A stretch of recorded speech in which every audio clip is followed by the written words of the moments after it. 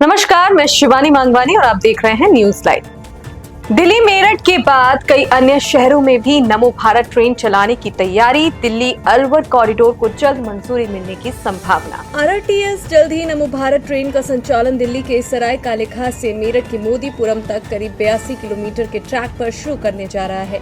नमो भारत से यह सफर करीब 55 मिनट में पूरा हो सकेगा। एनसीआरटीसी के एमडी शलभ गोयल के अनुसार नमो भारत के रूप में देश को ट्रांसपोर्ट का एक बेहतरीन मॉडल मिल गया है, जिसे देश के अन्य शहरों में भी अपनाया जाएगा। दिल्ली मेरठ के बाद अब सराय काले खां से शाहजहांपुर बहरौर तक के लिए डीपीआर तैयार हो गई है। 105 किलोमीटर लंबे इस प्रोजेक्ट पर करीब 35,000 करोड़ रुपए खर्च होने का अनुमान है। ये खर्च भारत सरकार, दिल्ली सरकार, हरियाणा और राजस्थान सरकार मिलकर वहन करेगी। इसके बाद दिल्ली अलवर कॉरिडोर को जल्द मंजूरी मिलने की संभावना है। गुरुग्राम होते हुए यह कॉरिडोर 106 किलोमीटर लंबा होगा। इसके अलावा दिल्ली पानीपत कॉरिडोर को भी हरी झंडी मिल सकती है। इस तरह कुल 8 नमो भारत आरटीएस कॉरिडोर बनाने का प्रस्ताव है।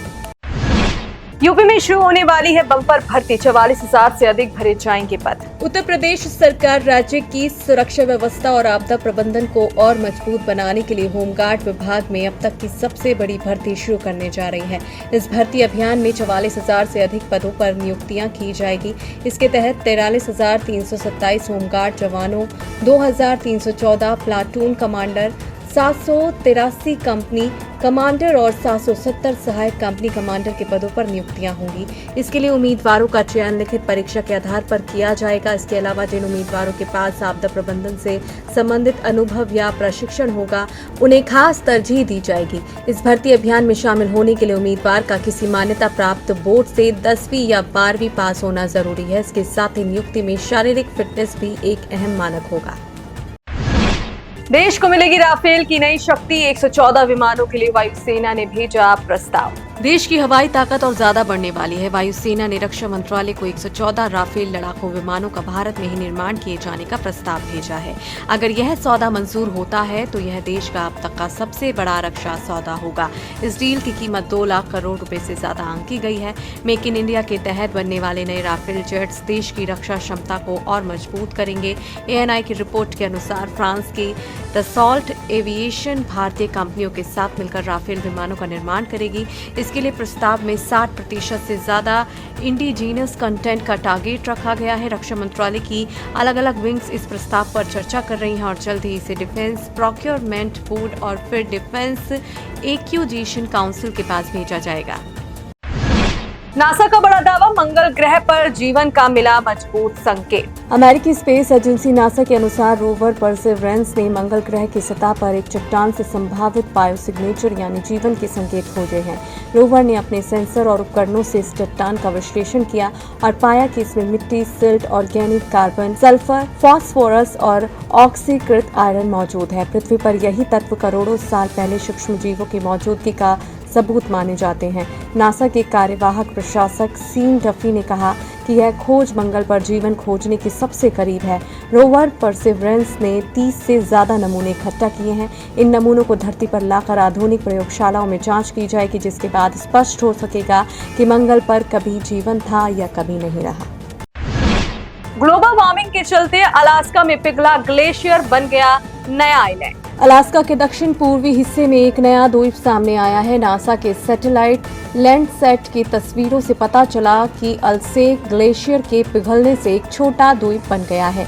अल्सेक ग्लेशियर दशकों से पिघल रहा है और अब यह पहाड़ से पूरी तरह अलग हो गया है। ग्लेशियर का बर्फीला संपर्क टूटने के बाद एक नया द्वीप बन गया, जिसका नाम प्रोनॉब रखा गया है। इसके साथ ही अल्सेक झील एक बड़े मीठे पानी का तालाब बन गई है। नासा की साइंस राइटर लिंडसे डोरनमैन के अनुसार अलास्का में पानी बर्फ की जगह ले रहा है। ग्लेशियर पिघलकर प्रो ग्लेशियर झीलें बना रहे हैं। प्रोनोब ऐसी ही एक झील में उभरा द्वीप है।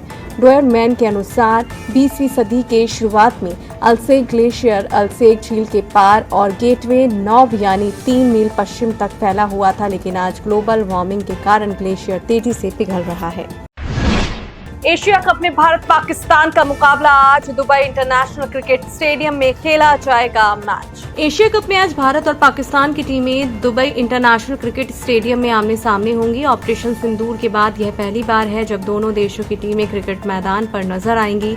यह मुकाबला रात 8 बजे शुरू होगा और इसकी लाइव स्ट्रीमिंग सोनी लिव पर की जाएगी।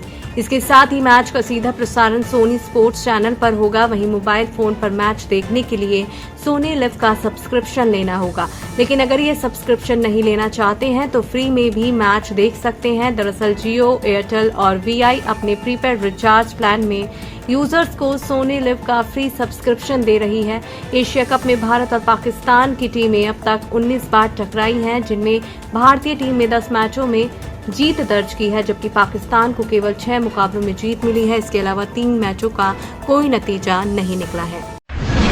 धारावाहिक तारक मेहता का उल्टा चश्मा ने हासिल किया खास मुकाम, पूरे किए 4,500 एपिसोड। सीरियल तारक मेहता का उल्टा चश्मा 28 जुलाई 2008 को शुरू हुआ था और इसे निरंतर प्रसारित होते हुए 17 साल पूरे हो गए हैं और 18वें साल में प्रवेश कर गया है।